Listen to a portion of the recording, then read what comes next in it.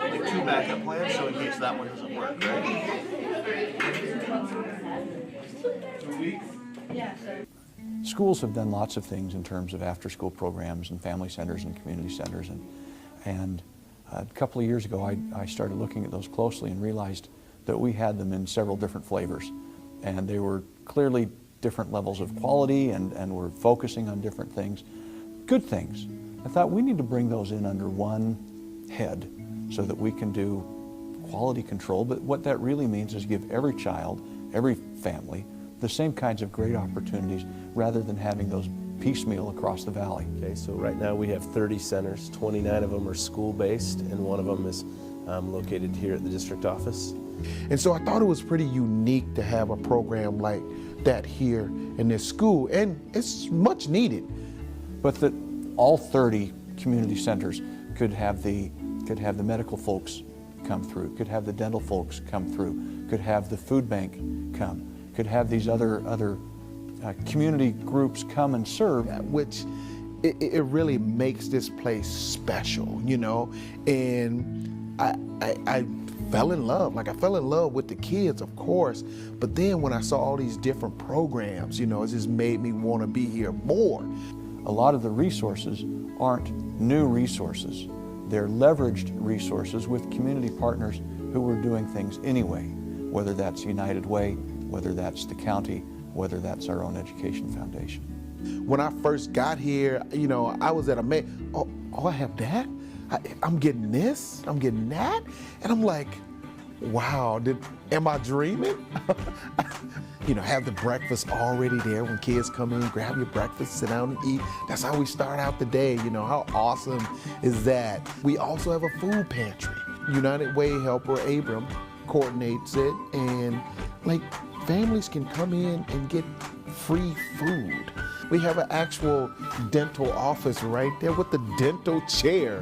I've never been in a school where we had that much support.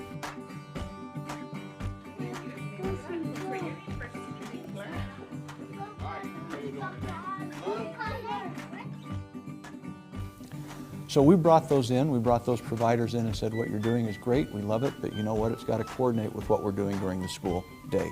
So what happens in the afternoon and evening is reinforcing what's being done during the day.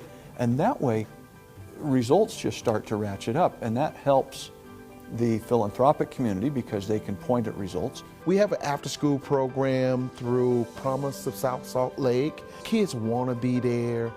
Parents want them there. Great opportunity from 3 to 5:30 to stay here and you know, do homework, enrichment, and develop those relationships with other kids. So you see kids having more access to STEM opportunities and more access to, you know, athletic opportunities. There's just countless different ways, and I think that they do a really good job there too of listening to what do the kids want. We're also giving you some more tools to help you with your reading and to help you with your math. All the data you see around after-school programs is positive, but no data can even reflect the benefit that kids have from having the option, not that they have to do it, but having the option to be a part of an after-school program.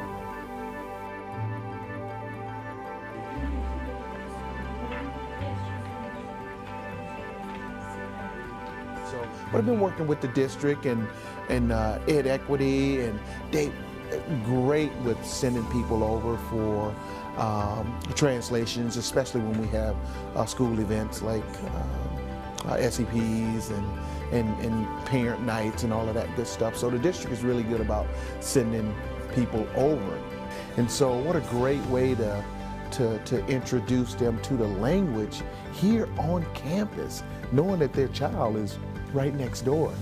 And then that's also filtered out to where we're bringing in the larger community, even to our ESLs, because somebody's relative might not have school-age kids, but they can still come to our ESL classes or still come to our community munch and mingle where we are bringing in these resources. So that's been really fun to see the success that my coordinators have had as they have learned to listen more to the folks in the community. the most unused resource we have in education today is the parents.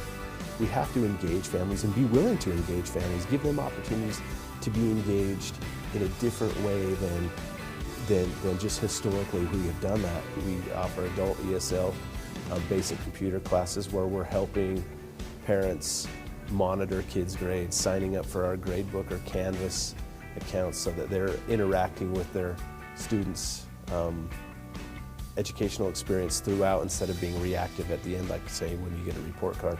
And so some of our schools have had the opportunity to start home visits, and the feedback I've gotten from educators, almost without fail, they'll say, you know, it was focused on the relationship, but what it's done for me and my perspective has really broadened my perception and perspective. I have a lot more empathy, is the word I hear a lot, but also the empathy built on the parents' end when there's just a relationship built and a parent maybe didn't understand that a teacher had 30 kids just like their kid in the class, and how difficult that may be. So we've seen almost 2 times more parents visit our centers this year than a year ago.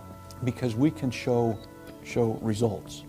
And as we're able to show results, then people are willing to invest in a program like that, whether it be a community center coordinator or an after-school program. Lincoln is our best example. A year ago, if we were having this conversation, they would have been one of our lowest attended centers. This year, we actually gave them an award last week for being one of our top 2 attended centers. I'm about kids. If we're gonna have a conversation about anything, it's gotta be centered around kids.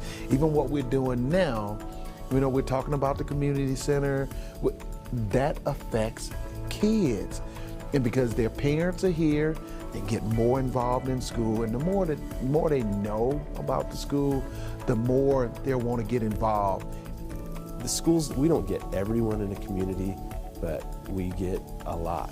This is my 22nd year in administration. This has been the best year that I've had when it comes to support from the district, support from people here at school. A student that has a support system of the school and their family is more likely to be successful.